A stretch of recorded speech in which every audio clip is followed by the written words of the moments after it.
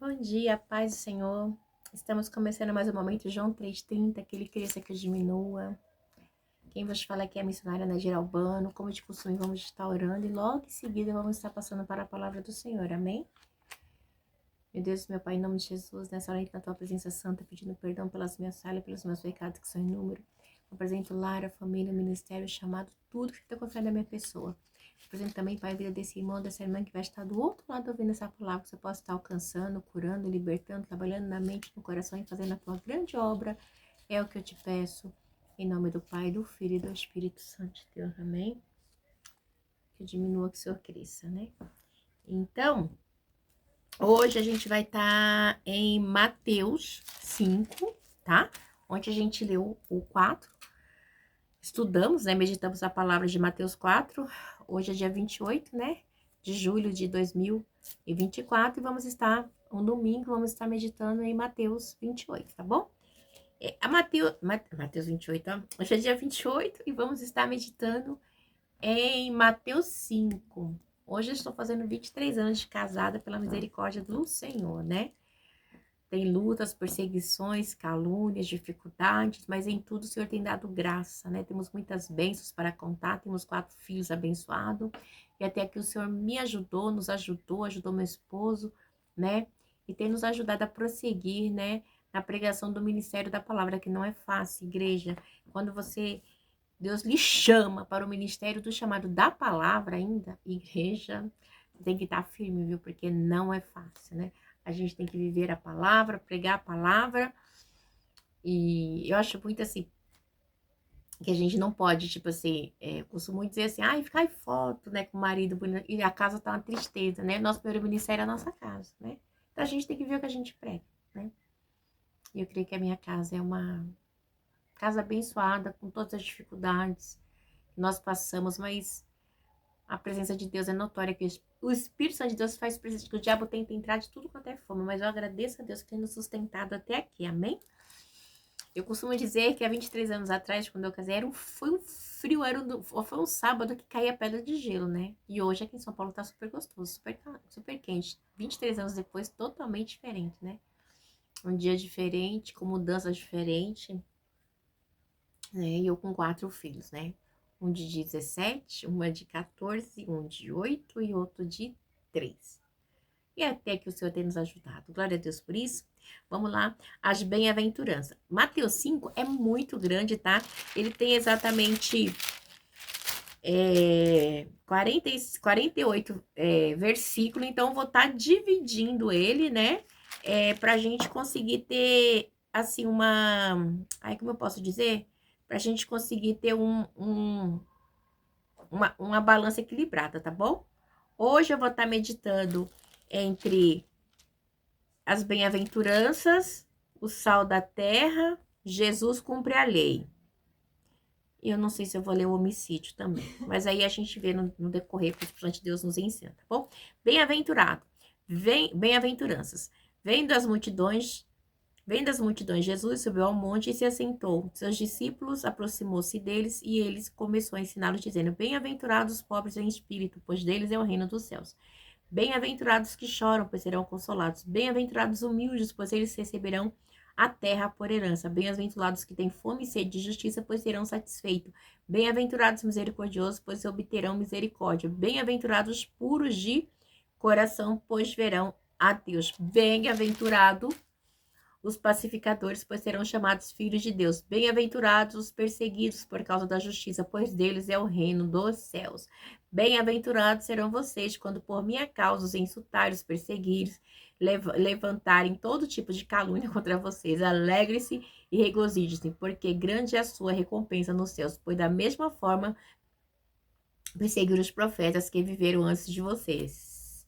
Meu Deus, meu Pai, em nome de Jesus, essa é a palavra que o Senhor colocou no meu coração nesta manhã. Senhor, eu te peço que eu diminua, que o Senhor cresça, que eu não fale aquilo que eu quero, mas aquilo que o Senhor tem que falar aos nossos corações no canal João 3,30, amém? Essa palavra já vai começar a falar de bem-aventuranças, né? Vai falar bem-aventuranças. Por que bem-aventurança? Porque essa bem-aventurança de Jesus aqui, ele já começa com o Sermão do Monte, né? Que chama assim Sermão do Monte. Esse sermão é o primeiro de 5 sermões que Jesus vai fazer. Esse é o primeiro, tá? Porque haverá outro outros 5, como é que pode dizer? Outros 5, o Sermão do Monte é o primeiro dos 5 grandes discursos, né? Dos outros que Jesus irá falar também, né? E ele vem falar de uma bem-aventurança, né? É uma bem-aventurança que é uma declaração de bênção, né? Bem-aventurança é bênção, né? Ele vem aqui assim, ó, olha só, vendo as multidões, Jesus subiu ao monte e assentou-se aí se assentou seus discípulos aproximaram-se dele e ele começou a ensiná-los dizendo. Então Jesus começa a ensinar como realmente deve ser o reino dos céus, porque mostrando que simplesmente nós não somos aqui, que nós somos simplesmente forasteiros nessa terra. Então a gente vê que Jesus ele começa com um discurso onde ele vai falar da bem-aventurança, né? Que vai falar das bênçãos, vai falar da ética, vai falar dos ensinos éticos de Jesus. Então, porque Jesus, a ética cristã, igreja, é algo fundamental no meio das igrejas. Apesar que muitas pessoas não gostam da ética cristã. Porque quando você realmente está inserido na ética cristã, você entende que você tem que fazer a vontade de Deus, não a sua vontade, né? Porque a sua vontade, eu acho muito interessante, quando as pessoas põem assim, um dos pilares da igreja é a autoridade, né? Aí, tipo assim, sujeita os vossos pastores, pois eles nunca põem aquela partezinha antes, né? Que eles têm que abençoar as ovelhas, né? Então, aqui, eu até abriu em cima, oh, meu Deus, nem queria, né? Olha, para Deus, ó, já era para me falar mesmo, né? Aproveitar aqui que isso me chama, isso é muito desgastante quando eu vou numa igreja, aí fica com aquelas conversas. Vocês têm que obedecer às autoridades instituídas por Deus, né? E a gente vê que na realidade é tudo uma mentira, como a gente pode dizer assim? Ai, Jesus amado. É uma falsa, sabe? É uma falsa liderança, querendo simplesmente oprimir, sabe, a igreja. E aí, nossa, tem uma pontinha de unha aqui, tá me incomodando. Eu acho muito interessante quando eles vêm e eles falam assim, Hebreus 12, se eu não me engano, né? Ai, Jesus. Ou é 13? 13, 14. Acho que é 13, 14. Aqui, ó. Não, 13, 17. Hebreus 13, 17. É o último capítulo também de Hebreus. Diz assim. Ele sempre põe esse versículo aqui, ó. Obedeça os seus líderes e submetam-se às autoridades dele. Ele cuidam de vocês como quem se deve prestar conta. Obedeçam-lhe para que o trabalho dele seja uma alegria, não um peso, pois isso não seria proveitoso para vocês. Então, eles vocês têm que obedecer, vocês têm que sujeitar. Mas é engraçado que eles comem Hebreus, tipo, eles só põem a parte que interessa, né? E aí, vamos coisar o 15 aqui, só para não coisar, não estender tanto assim, ó. Por meio de Jesus, portanto, oferecemos continuamente a Deus um sacrifício de louvor que é fruto de lábios que confessam o seu nome. Não se esqueça de fazer o bem. Eles vão fazer o bem. De repartir com os outros. Repartir, então, não fala de repartir com esses pastores, porque ninguém pode repartir nada, tá? Não pode repartir. Aonde? Não se esqueçam de fazer o bem, de repartir com os outros que vocês têm, pois tais sacrifício Deus se agrada. Eles não falam essa parte, né? Então você tem que sacrificar obedecendo eles. Estão roubando, enganando, mentindo, enganando, blá, blá, blá, mas vocês têm que obedecer. Mas cadê? Você tá devendo aluguel? Não, eles não querem, sabe? De jeito nenhum, eles não aceitam. Vocês têm que só obedecer a autoridade. Mas a autoridade não pode abençoar você. Que divergência, né? Que ambiguidade, né? Isso é muito terrível. Eu vim falar isso aqui por causa que tá falando das minhas aventuras, então a gente vê quanta hipocrisia há no meio das igrejas, né? Infelizmente. Então, aí vai dizer assim, ó. Bem-aventurados os pobres de espírito, pois dele é o reino dos céus. E bem-aventurados que choram, pois serão consolados. E ele começa a dar uma diversidade de situações a qual a gente vai passar, né? Bem-aventurado, por quê? Porque quando a gente é perseguido, né? Quando a gente é caluniado, bem-aventurados... Vamos prosseguir. Para mim fazer um fechamento só. Bem-aventurados os humildes, pois eles herdarão a terra por herança. Bem-aventurados os que têm fome e sede de justiça, pois serão satisfeitos. Por quê? Essa bem-aventurança, ela tá atrelada sempre naquilo que Cristo faz por mim e por você, né? Então, assim, mas as pessoas, quando Jesus faz esse apelo, ele proclama, diz assim, vocês vão ser, né? Então, assim, mas vocês têm o quê? Tem que ter uma vida moral e ética, tá? Não adianta querer cortar, não adianta querer fugir, né? Nós temos um padrão elevado espiritualmente, somente quando a gente conhece a Deus, né? Então, nós vamos ser julgados, né? Então, ele tá falando que nós temos que ser bem-aventurados, porque quando acontecer isso comigo e com você, a gente vai ter que prosseguir, né? Porque na lei ninguém conseguiu cumprir. Ninguém conseguia cumprir as exigências, né? Então a gente só consegue cumprir no nome e no sangue de Cristo, com a presença do Espírito Santo de Deus na minha e na sua vida. Então ele fala assim, ó, bem-aventurados humildes, vocês receberão a terra por herança. E as pessoas hoje em dia, elas não costumam ser humildes, porque a humildade parece que é coisa de pobre, né? Jesus diz pra mim assim, Mateus 11:28, aprendei de mim que sou manso e humilde, encontrarei descanso para vossas almas. E manso aqui, eles não costumam, né? Porque a humildade que vai levar eu e você para a terra prometida. Mas a pessoa que não é espiritual, ela não consegue entender isso, né? Elas acham que isso é um peso, uma sobrecarga, né? E os pobres de espírito, por quê? Por que os pobres de espírito, né? Porque quando você é pobre de espírito, você entende que você é dependente de Deus, né? Você não é orgulhoso, vai totalmente quanto orgulhoso, quanto autossuficiente, né? Ser pobre de espírito é você ser dependente de Deus, totalmente dependente de Deus, né?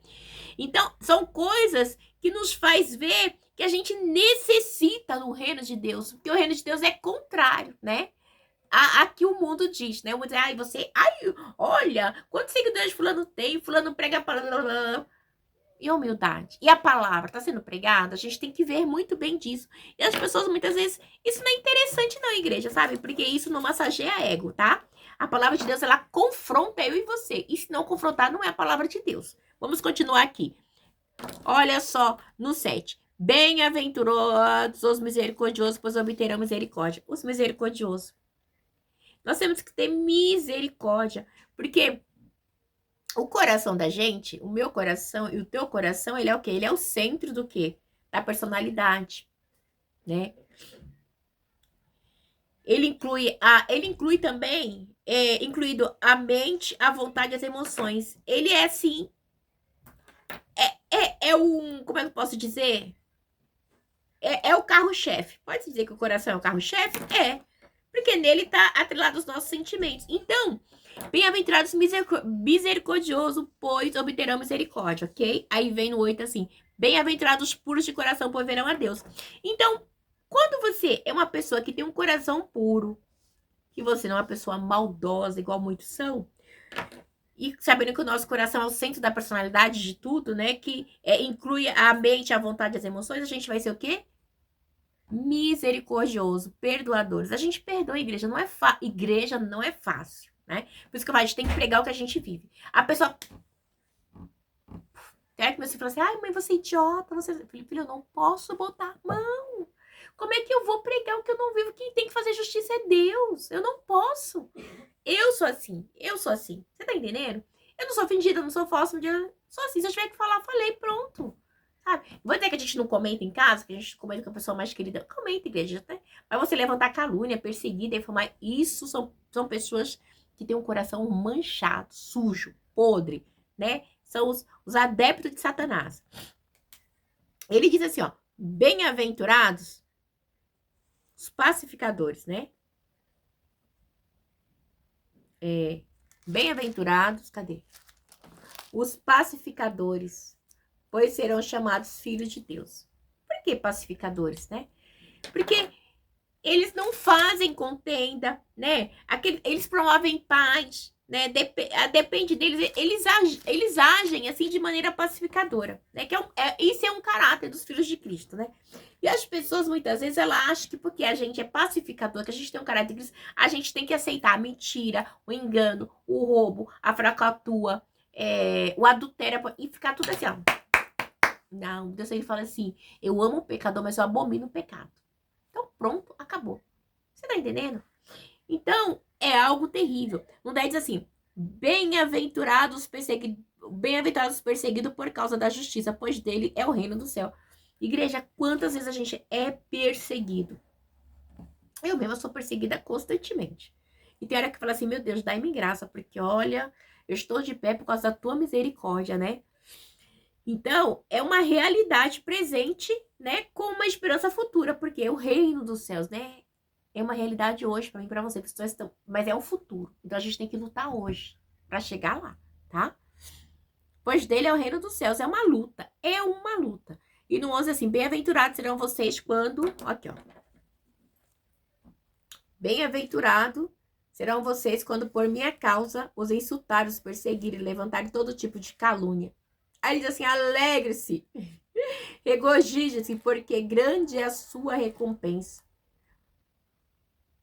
Pois da mesma forma foram perseguidos os profetas que vieram antes de vocês. Eu vou acrescentar. E Jesus também foi perseguido, humilhado, caluniado, defamado, né? Então a gente vê, igreja, não é fácil. A gente tenta servir a Deus porque ele é a verdade, o caminho é a vida. Mas a gente é caluniado, a gente é perseguido, a gente... Quando você tem uma postura cristã, né? Uma postura de que não é conivente, de que não é conivente com o pecado. Eu moro num lugar aqui onde as pessoas me odeiam. Porque odeia a minha família por causa do Espírito Santo de Deus que habita em nós. Tem gente de tudo quanto é tipo aqui, né? E muitas pessoas nos odeiam. Mas eu tenho uma postura. E eu não vou abrir mão, né? Eu não vou abrir mão. Eu não vou fazer, né? Igual Esaú vendeu o prato de lentilha, né? Para Jacó. Por coisas momentâneas. Não vou, não posso, não quero. Igreja, porque eu sou pecadora.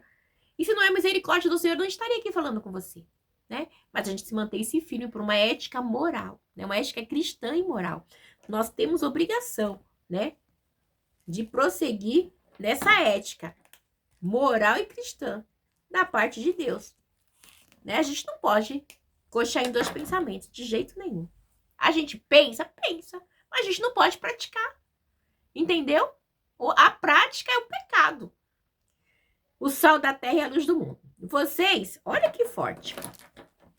Vocês são o sal da terra, mas se o sal perder o seu sabor, como restaurará, não servirá para nada, exceto para ser jogado fora e pisado pelos homens. Por quê? Porque o sal ele está fazendo um exemplo aqui do sal usado, né? Que era para a conservação dos alimentos antigamente, né? E ele provinha do Mar Morto, né? E o Mar Morto tinha muita impureza. Então Jesus ele está fazendo. Então assim, se o Mar Morto provinha um sal impuro, se eu e você for impura, como que a gente pode levar uma vida com Deus reta e séria? Não tem como, né? E ele diz aqui no 14: vocês são a luz do mundo. Não se pode esconder uma cidade construída sobre um monte. Eu sou a luz do mundo, você é a luz do mundo. E muitas pessoas, elas sempre vão vir contra a gente para querer o quê? Ofuscar. Mas nós somos a luz do mundo. Jesus falou que nós somos e nós não temos que ser diferentes. Entendeu, igreja? No 15.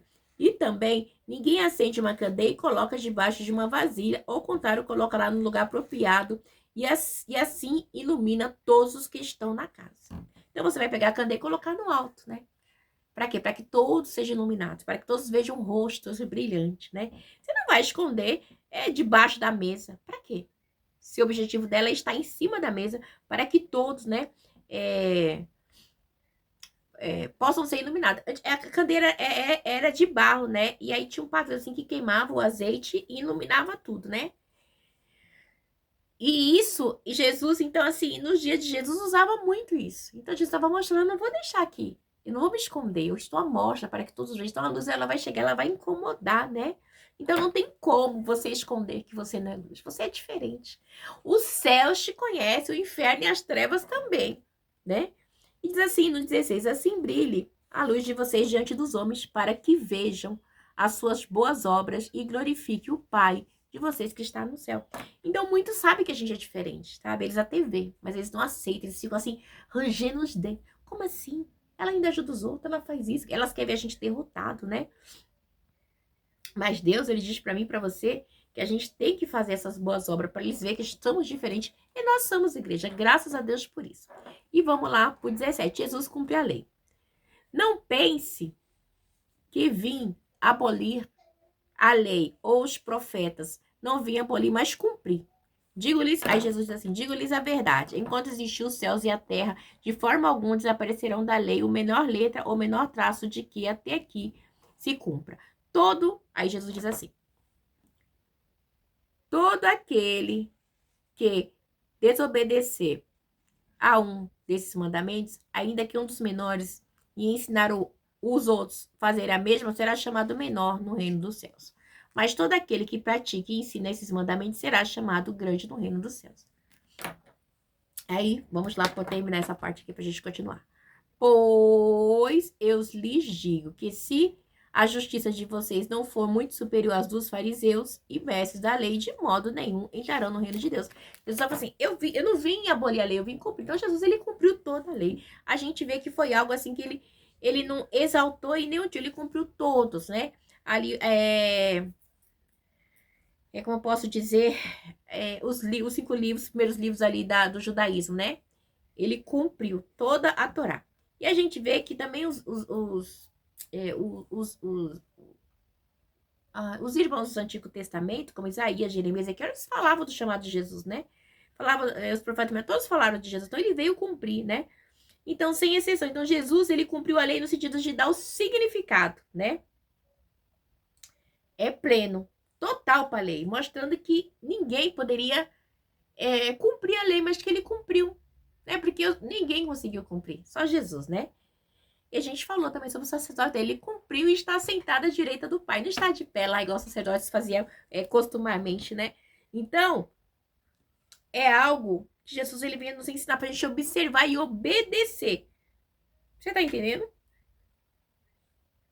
A lei de Jesus, que depois resumindo ficou assim: ama a Deus sobre todas as coisas e seu próximo como a si mesmo. E aí Jesus ele tá falando, né, da observância, né? Das exigências da lei. Ele tá falando assim contra o legalismo, porque os fariseus, eles eram demais, eles eram hipócritas demais, gente. Os fariseus, eles tinham um legalismo, eles eram hipócritas, eles falavam umas coisas e pregavam umas coisas e viviam a outra, né? Então, assim, é algo bem... Não é diferente no dia de hoje, né?